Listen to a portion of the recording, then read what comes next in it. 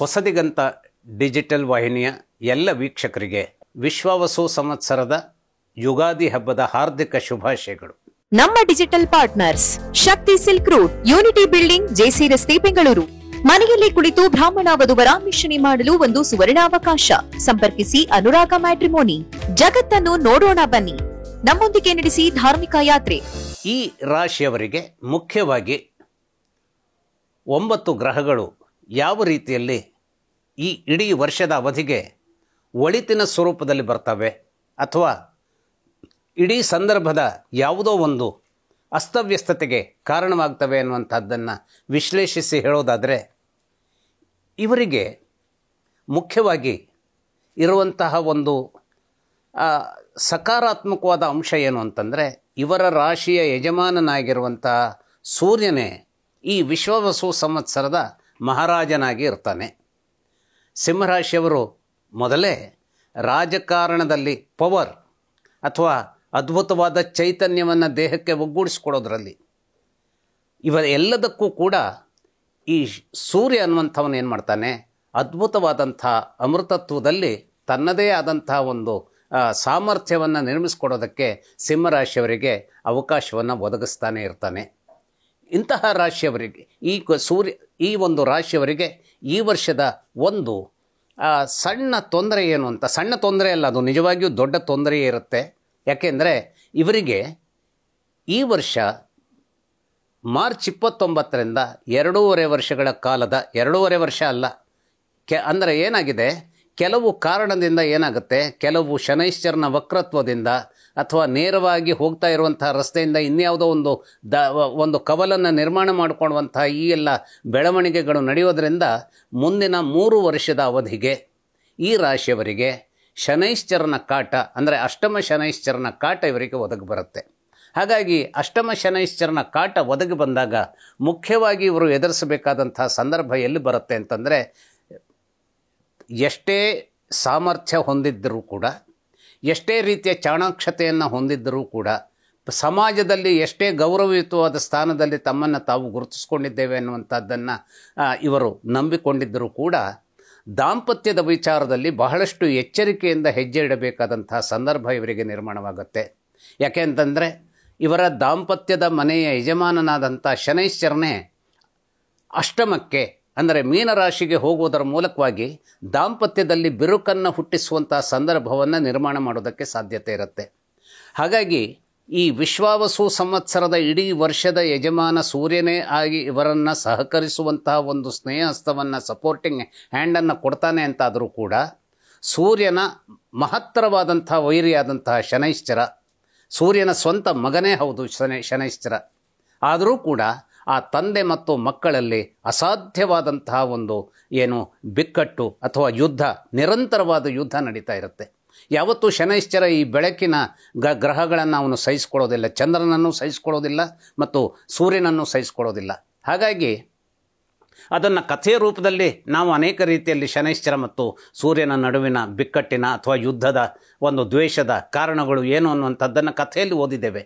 ಆದರೆ ಇಲ್ಲಿ ಆಗುವಂಥದ್ದೇನು, ಸೈಂಟಿಫಿಕ್ಕಾಗಿ ಆಗುವಂಥದ್ದೇನು ಅಂತಂದರೆ, ಈ ಸೂರ್ಯನ ಕೆಮಿಸ್ಟ್ರಿಯಲ್ಲಿ ಏನಿದೆ, ಯಾವುದೋ ಒಂದು ರೀತಿಯ ತನ್ನ ಆ ರೇಡಿಯೇಷನ್ನಲ್ಲಿ ಉಂಟು ಮಾಡುವಂತಹ ಪ್ರಕಾಶದ ಕಿರಣಗಳೇನಿದೆ, ಅದು ಇವನಿಗೆ ಶನೈಶ್ಚರನ ಮೂಲಕವಾಗಿ ತಡೆಯಲ್ಪಡುವಂತಹ ಅಡೆತಡೆಗಳನ್ನು ಸೆಲೆಸ್ಟಿಯಲ್, ಅಂದರೆ ಆಕಾಶದ ತನ್ನ ಯಾನದ ಸಂದರ್ಭದಲ್ಲಿ ಈತ ಎದುರಿಸ್ತಾ ಇರ್ತಾನೆ. ಶನೈಶ್ಚರ ಇವನ ಬೆಳಕಿಗೆ ತಡೆಯನ್ನು ತರುವಂಥ ಒಂದು ಗ್ರಹವಾಗಿ ತನ್ನ ಚಲನೆಯನ್ನು ಅಲ್ಲಿ ಮಾಡ್ತಾ ಇರ್ತಾನೆ. ಅಂದರೆ ನೋಡಿ, ನಾವು ಇದನ್ನು ಸೈನ್ಸ್ ರೂಪದಲ್ಲಿ ನೋಡಿದರೆ ಶನೈಶ್ಚರನ ಸುತ್ತಾಟ ಏನಿದೆ, ನಾವು ಇವತ್ತು ಈ ಒಂದು ಖಗೋಳದಲ್ಲಿ ಅವನ ಸಂಚಾರದ ಸಂದರ್ಭ ಹೇಗಿರುತ್ತೆ, ಆ ಸಂದರ್ಭದ ಆ ಬಿರುಸು ಏನಿದೆ, ನಮಗೆ ಕಾಣುವಂತೆ ದೂರದ ಒಂದು ವಸ್ತುವಾಗಿ ಗ್ರಹಗಳು ನಮಗೆ ನಿತ್ತಲ್ಲಿಯೇ ನಿಂತಂತೆ ಕಂಡರೂ ಕೂಡ ಅವುಗಳಲ್ಲಿ ವಿಚಿತ್ರವಾದ ವೇಗದ ಒಂದು ಬಿರುಸು, ಒಂದು ಸುತ್ತಾಟ ನಡೀತಾ ಇರ್ತದೆ. ಆ ಸುತ್ತಾಟದ ಪ್ರಚಂಡವಾದಂತಹ ಶಕ್ತಿ ಸೂರ್ಯನನ್ನು ತಡೆಯಬಹುದಾದಂತಹ ವಿಚಿತ್ರತ್ವಕ್ಕೆ ಈ ಒಂದು ಶನೈಶ್ಚರನ ಚಲನೆ ಕಾರಣವಾಗುತ್ತೆ. ಹಾಗಾಗಿ ಇವರಿಬ್ಬರ ನಡುವೆ ಯಾವುದೋ ಒಂದು ರೀತಿಯ ಅಸಮತೋಲನ ಇರುತ್ತೆ ಅನ್ನುವಂಥದ್ದನ್ನು ನಮ್ಮ ಭಾರತೀಯ ಜ್ಯೋತಿಷ್ಯ ವಿಜ್ಞಾನ ಕಂಡುಕೊಂಡಿದ್ದರಿಂದ ಅದನ್ನು ಕಥೆಯ ರೂಪದಲ್ಲಿ ತಂದೆ ಮಗನಿಗೆ ಹೊಡೆದಾಟಗಳಿವೆ ಅನ್ನುವಂಥದ್ದರ ರೂಪದಲ್ಲಿ ಅದನ್ನು ಒಂದು ಕಥೆಯನ್ನಾಗಿ ಹೇಳುವಂಥ ಒಂದು ಪ್ರಯತ್ನವೂ ನಡೆಯುತ್ತೆ. ಆದರೆ ಸೈಂಟಿಫಿಕ್ ಆಗಿ ಸೂರ್ಯ ಮತ್ತು ಶನೈಶ್ಚರ ಇವರಿಬ್ಬರ ಚಲನೆಯೂ ಕೂಡ ಪರಸ್ಪರವಾಗಿ ಸೂರ್ಯನಿಂದ ಶನೈಶ್ಚರನಿಗೂ ಶನೈಶ್ಚರನಿಂದ ಸೂರ್ಯನಿಗೂ ತೊಂದರೆಯಾಗುವಂಥ ಸ್ವರೂಪದಲ್ಲಿ ಅಲ್ಲಿನ ಖಗೋಳದಲ್ಲಿನ ಚಲನವಲನಗಳು ಆ ಒಂದು ಅಡೆತಡೆಯನ್ನು ನಿರ್ಮಾಣ ಮಾಡ್ತವೆ. ಹಾಗಾಗಿ ಈ ರಾಶಿಯವರ ಮೇಲೆ ಪ್ರಮುಖವಾಗಿ ಈ ವರ್ಷ ದೊಡ್ಡದಾದಂಥ ರೀತಿಯ ಒಂದು ತೊಂದರೆಗಳು ಬರುವಂಥದ್ದು ವಿಶೇಷವಾಗಿ ಶನೈಶ್ಚರನ ಮೂಲಕವಾಗಿ ಸಿಂಹರಾಶಿಯವರಿಗೆ ಇರುತ್ತೆ. ಅಂದರೆ ಏನು, ಇವರು ಚುನಾವಣೆಗೆ ನಿಲ್ಲುವಂಥದ್ದಾದರೆ, ಅಥವಾ ಯಾವುದೋ ಕಾಂಪಿಟೇಟಿವ್ ಎಕ್ಸಾಮಿನೇಷನ್ಸ್ಗಳನ್ನು ಇವರು ಎದುರಿಸುವಂಥದ್ದಾದರೆ, ಅಥವಾ ವಾಣಿಜ್ಯದ ವಿಚಾರದಲ್ಲಿ ಚಾರ್ಟರ್ಡ್ ಅಕೌಂಟೆನ್ಸಿ ಅಂತ ಒಂದು ಮಹತ್ತರವಾದಂಥ ಪರೀಕ್ಷೆಯನ್ನು ಪಾಸ್ ಮಾಡುವಂಥದ್ದಿದ್ದರೆ, ಯಾವುದೋ ಒಂದು ರೀತಿಯಲ್ಲಿ ದೊಡ್ಡ ರೀತಿಯಲ್ಲಿ ಬೆಳೆಸಿಕೊಂಡು ಬಂದಂಥ ಉದ್ಯಮ ಏಕಾಏಕಿಯಾಗಿ ನಾವು ಅನೇಕ ಇವತ್ತಿನ ಸಂದರ್ಭಗಳಲ್ಲಿ ಗ್ರಹಿಸ್ತೇವೆ. ಯಾವುದೋ ಒಂದು ಕಂಪನಿಯ ಬಗೆಗೆ ಇನ್ನೊಂದು ಯಾವುದೋ ಒಂದು ದೇಶದ ಒಂದು ರಿಪೋರ್ಟ್ ಯಾವುದನ್ನು ಒಂದು ಸುಳ್ಳನ್ನೇ ಸತ್ಯವನ್ನಾಗಿಸುವ ರೀತಿಯಲ್ಲಿ ಅದನ್ನು ಹೇಳಿಬಿಡ್ತು ಅಂತಾದರೆ, ಅದಾನಿ ಅಂಬಾನಿ ಅಂಥವರೇ ಏನು ಮಾಡ್ತಾರೆ, ದಿನ ಬೆಳಗಾದರೆ ಸಾವಿರಾರು ಕೋಟಿ ರೂಪಾಯಿಗಳ ಲಾಸನ್ನು ಅನುಭವಿಸುವಂತಹ ವಿಚಾರಗಳನ್ನು ನಾವು ಪೇಪರ್ನಲ್ಲಿ ಓದಿರ್ತೇವೆ. ಅಂಥವರೇ ಸಾವಿರಾರು ಕೋಟಿ ರೂಪಾಯಿಯನ್ನು ನಷ್ಟವನ್ನು ಎದುರಿಸಬಹುದಾದಂತಹ ಸಂದರ್ಭ ಇದ್ದರೆ, ಇನ್ನು ನಮ್ಮಂತಹ ಸಾಮಾನ್ಯರಿಗೆ ಕೆಲವು ನಷ್ಟಗಳು ಜೀವನದಲ್ಲಿಯೇ ಮತ್ತೆ ನಾವು ಎದ್ದು ನಿಲ್ಲಬೇಕಾದಂತಹ ಶಕ್ತಿಯನ್ನೇ ಕಳೆದುಕೊಳ್ಳುವಂತಹ ಒಂದು ವಿಚಿತ್ರವಾಗಿಯೂ ಅದು ಪರಿವರ್ತನೆಗೊಳ್ಳಬಹುದು. ಹಾಗಾಗಿ ಈ ಶನಿಕಾಟದ ದಿನಗಳಲ್ಲಿ ಸಿಂಹರಾಶಿಯವರು ಸ್ವಲ್ಪ ಲೋಕಿ ಇಟ್ಕೊಳ್ಳುವಂಥದ್ದು ಒಳ್ಳೆಯದು. ಇವತ್ತು ನಾವು ಒಂದು ರಾಜಕೀಯದ ವಿಚಾರದಲ್ಲಿ ಬಂದಾಗ ಇತ್ತೀಚಿನ ತಲ್ಲಣಗಳನ್ನು ಗಮನಿಸಿದರೆ ನಮ್ಮ ನಾಯಕರುಗಳ ವರ್ತನೆಗಳು ಯಾವ ರೀತಿಯಲ್ಲಿ ತಮ್ಮ ಕವಲುಗಳನ್ನು ಪಡೆದುಕೊಂಡು ಯಾವ ರೀತಿಯ ಗೊಂದಲಕ್ಕೆ, ಕೋಲಾಹಲಕ್ಕೆ, ಸ್ಕ್ಯಾಮ್ಗಳಿಗೆ ಅಥವಾ ಸ್ಕ್ಯಾಂಡಲ್ಗಳಿಗೆ ಅದು ತನ್ನ ದಾರಿಯನ್ನು ಮಾಡಿಕೊಡ್ತಾ ಇದೆ ಅಂತ ಗಮನಿಸಿದಾಗ ಆಶ್ಚರ್ಯ ಆಗುತ್ತೆ. ಯಾಕೆ ಇಂಥದ್ದನ್ನೆಲ್ಲ ಮಾಡಿಕೊಳ್ಬೇಕಾದಂತಹ ಅವಶ್ಯಕತೆ ಇರುತ್ತೆ ಅಂತ. ಆದರೆ ಅದು ಸಂಭವಿಸಿ ಬಿಡುತ್ತೆ. ಯಾಕೆಂದರೆ ಈ ಒಂದು ನಮ್ಮ ಜೀವನದ ಸಂದರ್ಭದಲ್ಲಿ ಹೆಣ್ಣು ಗಂಡಿಗೆ ಮಾಯಿಯಾಗಿರುತ್ತೆ, ಹೆಣ್ಣು ಗಂಡಿಗೆ ಮಾಯ ಆದಿದ್ದರೆ ಗಂಡು ಹೆಣ್ಣಿಗೆ ಮಾಯಿಯಾಗಿರ್ತಾನೆ. ಹಾಗಾಗಿ ಈ ಮಾಯಿಯನ್ನು ಗೆಲ್ಲುವಂಥದ್ದು ಕೇವಲ ಹೆಣ್ಣು ಗಂಡುಗಳ ನಡುವಿಂದು ಅಂತಲ್ಲ, ಹಣದ ವಿಚಾರವಾಗಿರಲಿ, ಅಥವಾ ಇನ್ಯಾವುದೋ ಒಂದು ಆಸೆಯ ವಿಚಾರಗಳಿರಲಿ, ಅಥವಾ ಇನ್ಯಾವುದೋ ಒಂದು ಲೋಭಕ್ಕೆ ನಾವು ಒಳಗಾಗುವಂಥದ್ದಿರಲಿ, ಕ್ರೌರ್ಯಕ್ಕೆ ಒಳಗಾಗುವಂಥದ್ದಿರಲಿ, ಇವೆಲ್ಲವೂ ಕೂಡ ಸರ್ರನೆ ನಮ್ಮನ್ನು ಬಾವಿಗೆ ತಳ್ಳುವಂತಹ ಬೆಳವಣಿಗೆಯಾಗಿ ನಮ್ಮ ಒಂದು ಅದ್ಭುತವಾದಂತಹ ಒಂದು ಕುಸಿತಕ್ಕೆ, ಇನ್ನು ಚೇತರಿಸಿಕೊಳ್ಳಲಿಕ್ಕೆ ಸಾಧ್ಯವಾಗದೆ ಹೋದಂತಹ ಪತನಕ್ಕೆ ನಮ್ಮನ್ನು ತಳ್ಳಿಬಿಡಬಹುದು.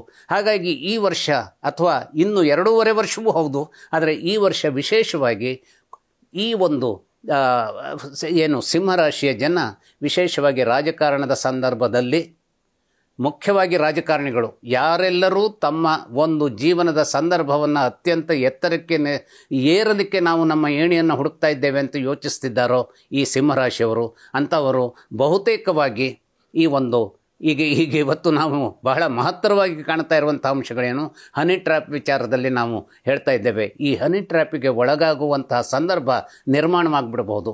ಇದನ್ನು ಬಹಳ ಎಚ್ಚರದಿಂದ ಗಮನಿಸಿ ನಿರ್ಧಾರವನ್ನು ತೆಗೆದುಕೊಳ್ಳುವಂಥ ಅಥವಾ ನಮ್ಮ ನಡೆಯನ್ನು ತೂಕಡಿಕೆಯ ನಡೆಯನ್ನಾಗಿ ಮಾಡೋದಕ್ಕೆ ಸಾಧ್ಯವಾಗದೆ ಹೋದಂಥ ವಾತಾವರಣವನ್ನು ರಾಜಕಾರಣಿಗಳು ಮಾಡಿಕೊಳ್ಬೇಕು.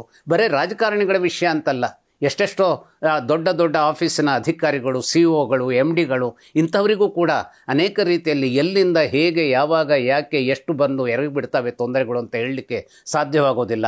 ಹಾಗಾಗಿ ಯಾವುದು ಮಾಯೆಯೋ ಅದನ್ನು ತಪ್ಪಿಸಿಕೊಳ್ಳುವಂಥ ಒಂದು ವಿಚಾರಕ್ಕೆ ಇವರು ಬದ್ಧರಾಗಿರಬೇಕು.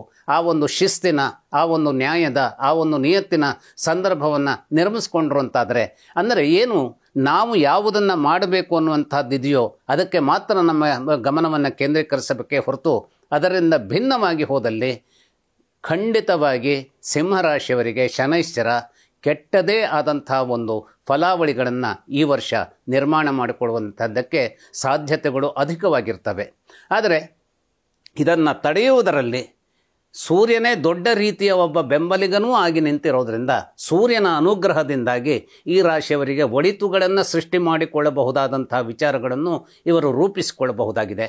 ಆದರೆ ಇವರ ಈಗ ಬರುವ ಮೇ ಮಧ್ಯಭಾಗದಿಂದ ಕೇತು ಇವರ ರಾಶಿಗೆ ತನ್ನ ಪ್ರವೇಶವನ್ನು ಪಡಿತನಾಗಿರೋದ್ರಿಂದ ಆರೋಗ್ಯದ ವಿಚಾರದಲ್ಲಿ, ವಿಶೇಷವಾಗಿ ಹೃದಯದ ಸಂಬಂಧಿಯಾದಂಥ ಕಾಯಿಲೆ ಇದ್ದಿದ್ದರೆ, ಅಥವಾ ಏನು ಇವತ್ತು ನಾವು ಮಧುಮೇಹ ಅಂತ ಹೇಳ್ತೇವೆ, ಡಯಾಬಿಟಿಸ್ ಅಂತ ಹೇಳ್ತೇವೆ, ಅದರ ಬಗೆಗಾಗಿನ ಎಚ್ಚರವನ್ನು ನಿರ್ವಹಿಸುವಲ್ಲಿ, ಅಥವಾ ಮಂಡಿ ನೋವು ಅಥವಾ ಯಾವುದೇ ರೀತಿಯ ಈ ಎಲುವಿಗೆ ಸಂಬಂಧಿಸಿದಂತಹ ಸಮಸ್ಯೆಗಳಿದ್ದರೆ ಅದಕ್ಕೆ ತಕ್ಷಣ ವೈದ್ಯರನ್ನು ಕಾಣುವಂತಹ ಸಲಹೆಗಳನ್ನು ಪಡೆಯುವಂತಹ ವಿಚಾರಕ್ಕೆ ಇವರು ಮುನ್ನುಗ್ಗಬೇಕು. ಇಲ್ಲದೆ ಹೋದರೆ ಈ ಹೃದಯ ಸಂಬಂಧಿಯಾದಂಥ ಕಾಯಿಲೆ ಇರಲಿ, ಮಧುಮೇಹವಾಗಿರಲಿ ಅಥವಾ ಎಲುವುಗಳಿಗೆ ಸಂಬಂಧಿಸಿದ್ದಿರಲಿ, ಖಂಡಿತವಾಗಿ ಬಹಳ ಕಷ್ಟಗಳನ್ನು ಎದುರಿಸಬೇಕಾದಂತಹ ಸಂದರ್ಭ ಬಂದುಬಿಡಬಹುದು. ಯಾಕೆಂದರೆ ಈ ಮೂರು ವಿಚಾರದಲ್ಲಿಯೂ ಕೂಡ ತನ್ನದೇ ಆದಂತಹ ಪಾತ್ರವನ್ನು ಶನೈಶ್ಚರ ನೆಗೆಟಿವ್ ಅರ್ಥದಲ್ಲಿ ಅಂದರೆ ನಕಾರಾತ್ಮಕವಾಗಿ ನಿರ್ವಹಿಸೋದ್ರಿಂದ ಅದು ಸಿಂಹರಾಶಿಯವರಿಗೆ ದೊಡ್ಡದಾದಂಥ ಆಘಾತವನ್ನು ತರುವ ಸ್ವರೂಪಕ್ಕೆ ಬೆಳೆದು ನಿಂತುಬಿಡ್ತದೆ.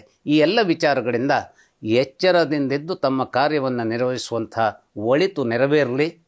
ಯಾವ ವಿಶ್ವಾವಸು ಸಂವತ್ಸರದ ನಾಯಕನೇ ರಾಜನೇ ಸೂರ್ಯನಾಗಿದ್ದಾನೋ ಅಂತಹ ಸೂರ್ಯನ ಮೂಲಕವಾಗಿ ಧೀಶಕ್ತಿ ಅಂದರೆ ಬೌದ್ಧಿಕವಾದ ಶಕ್ತಿ ಈ ರಾಶಿಯವರಿಗೆ ಒದಗಲಿ ಅಂತ ಹಾರೈಸ್ತಾ ಮುಗಿಸ್ತಾ ಇದ್ದೇನೆ. ನಮಸ್ಕಾರ.